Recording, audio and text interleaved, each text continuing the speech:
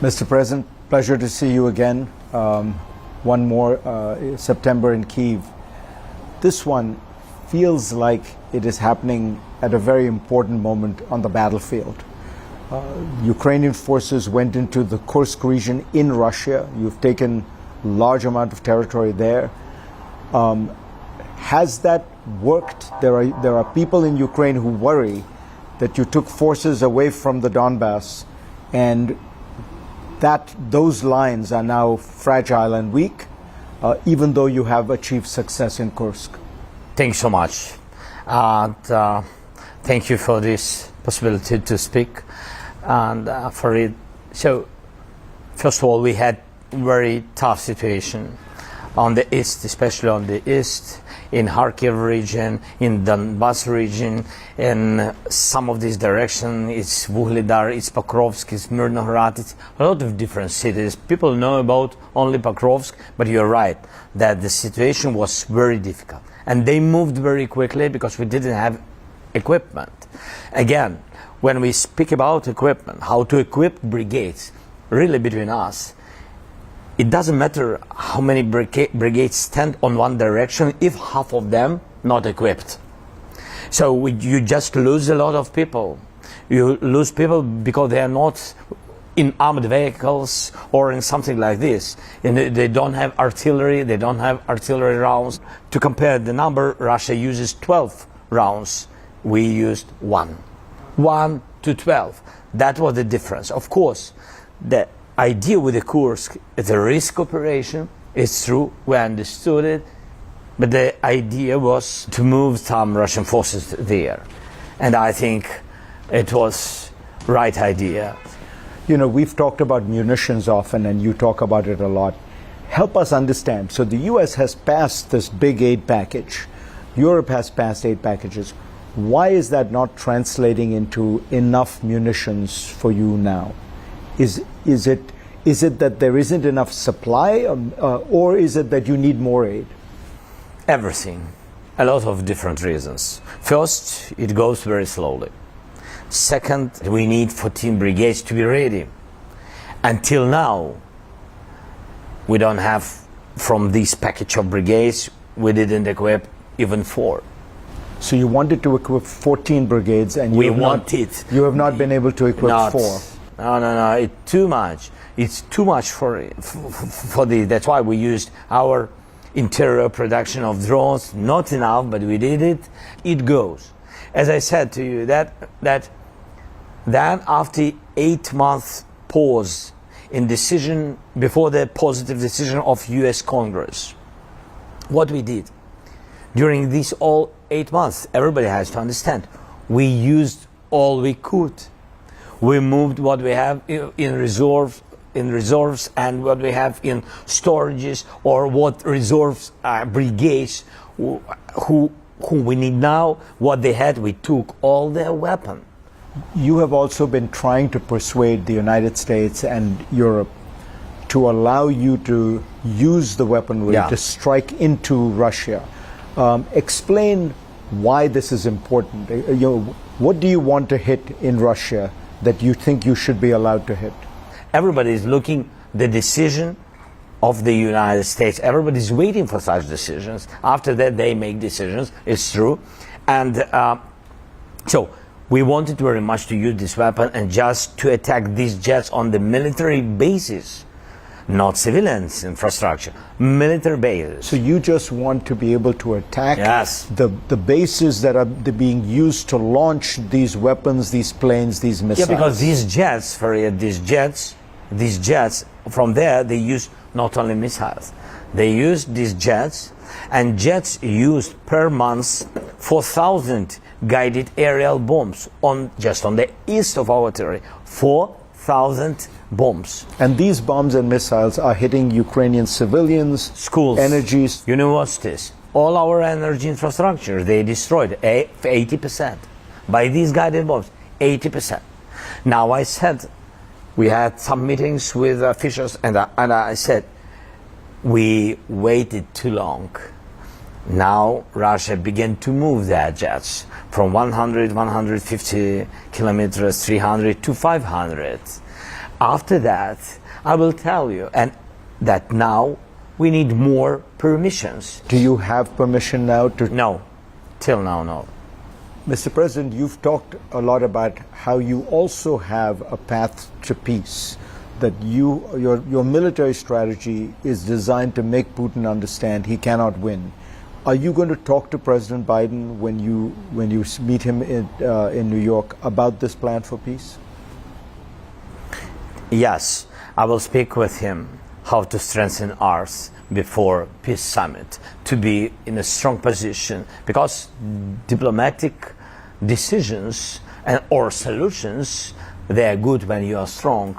Otherwise, Putin will not even, take place in it. And I think otherwise they will be not interested in any kind of circumstances how they can stop the war. That's why I have the plan. Yes, victorious plan, because for us it's victory, to be very strong and be ready for the strong diplomacy. And that's why I prepared some points. 4 of them, the basic points, plus 1 which we need after the war. So I will share with Biden. It's about security. It's about geopolitical place for Ukraine. It's about very strong military support and available for us, and that we have to be free how to use one or another item. It's about economical support decisions, but which will be, I think, interesting. But I think that it's main thing. We are ready. If our plan, President Biden will value and will support, and if he and his team can add something which will give us more strongless position, we'll be ready. Will you present this plan to Donald Trump? I'm ready. Yes, I'm ready to share it with President Biden. Then, of course, I think it will be honest and right to share it with 2 candidates, with Donald Trump, with Kamala Harris, and also I think that a lot of things depends on decision of the Congress of the United States, so to share it with the Congress. After these steps, we're ready to share it with the people. How did you understand Donald Trump when he said, I can solve this war, I can end this war within a few days. If I get elected even before I'm president, I'll be able to solve it? I can't understand it for today because I don't know the details, what he means and what does it mean. So my position that election period and election messages are election messages. Sometimes they are not very real, and that's why I think these messages can make us nervous, all of our people, of course. But I had phone call with Donald Trump, and he said that he is very supportive, and we had good conversation. That's why. This is recently? When was? I had only one during this whole period. Yes, it was, I think, 2 months ago. And he said he was very supportive.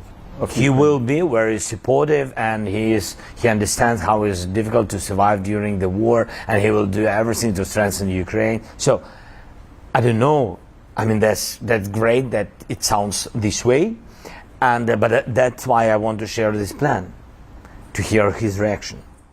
What do you think is going on in Putin's mind? Because Putin has recently said he's willing to have negotiations, but he talks about what his terms are is essentially total surrender for Ukraine. I think he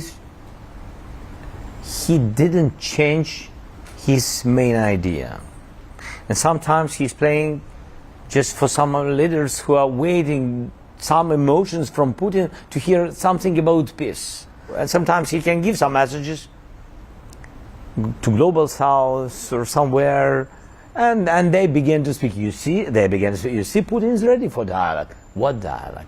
He's a player, and he feels this weakness of the West and global south. He's finding where is the place where they're not in unity, where they have different interests. And I think that is the problem, that people have to understand that his mission is not to stop the war. He doesn't want to stop anything. because he doesn't need and he afraid very much of successful Ukraine. It's not about even victory. But then how will the war end? Because you're not going to get a total victory, it seems to me. You're not going to drive him out of all of the Donbass and Crimea. He's not going to be able to occupy Kyiv. So there will have to be some compromise. It's when you're very strong. When you're very strong. And the other side knows that you're very strong. And you're as strong as possible to make influence on his society. Not to be very happy with this war, because he afraid, again, I repeat it again and again, because I'm sure in it, he afraid only one thing. No leaders, no countries, no nothing. He afraid of his society, Russian people. And if Russian people are in danger, if they don't have comfortable life, if they live without energy like our people, they will understand the price of the war, and they will be not happy with it, and they will begin to influence on him, on Putin. That's why I said, make Ukraine strong, and you will see that he will sit and negotiate. So when you were elected president, there was a fairly small war going on in the East, but now there has been a full-blown war, a battle of survival for 3 years. So it's a very different world. I mean, when we first met, you were wearing a suit. How has this war changed you? Like I said to you, be very honest, I think this war changed all of us. It's true. The war was only on the East, and here in the capital, in other regions, especially in the West, and even on the South, which is closer to the East. But anyway, people didn't feel war. That was in our mind very mistakable that the war is very far. Now, this mistake in some minds and some heads of our colleagues who are in Europe, they think that the war is far from. No. By the way, 800 from Kyiv to the east, to the point where the war was from 2014. 800 kilometers, like the distance between our border and a lot of European countries. So the war is very close, but we don't know about it and don't believe in it until the war came everywhere to Ukraine. After 2022, came everywhere to all the families. And of course it changed all of us, all Ukrainians, and all our families, divided families, took a lot of lives, a lot of human losses, a lot of, destroyed everything what we value, and so brought nothing good. So it's changed all of us. But I think the most important, if this war can change Europe, can change the world, this is very important. They have to understand that the war is close. Otherwise, if it will not change Europe and the world, otherwise, if the world will not understand that we have to live in unity, otherwise Putin or some similar guys, you know them, can divide the world and can eat these pieces like a pie. And that's why we need this unity.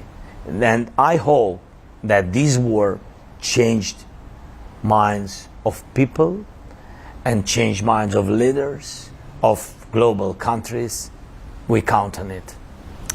Mr. President, thank you for being with us. Thank you so much for it. Thank you for everything.